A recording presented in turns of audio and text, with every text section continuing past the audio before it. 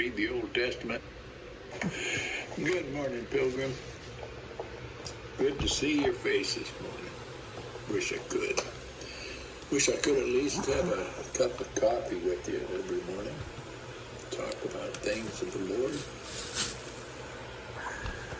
Well, anyway, some young faces out there, some wrinkled faces like mine. I'm reminded that every one of us faces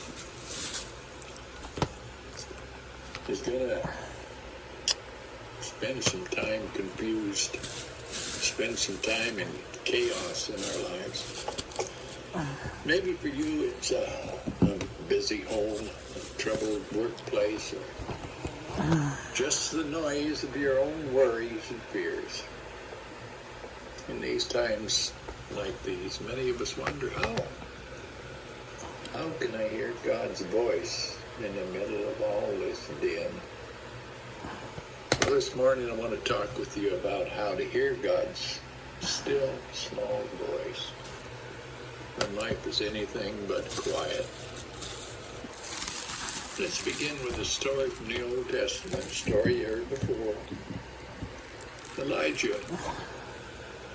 1 Kings 19:11 through 13. Elijah was a prophet who had seen God's work in mighty ways, but after a time of great victory, he found himself afraid, found himself discouraged, found himself alone. He needed to hear from God. Well, here's what happened.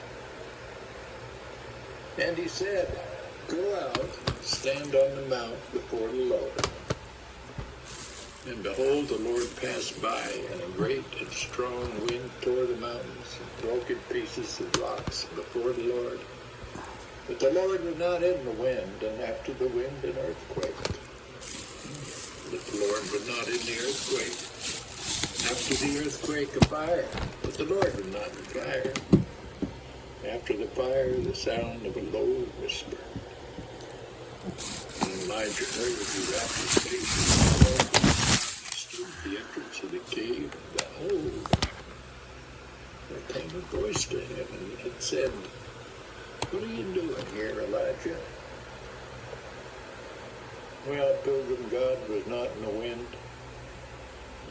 not in the earthquake, not in the fire.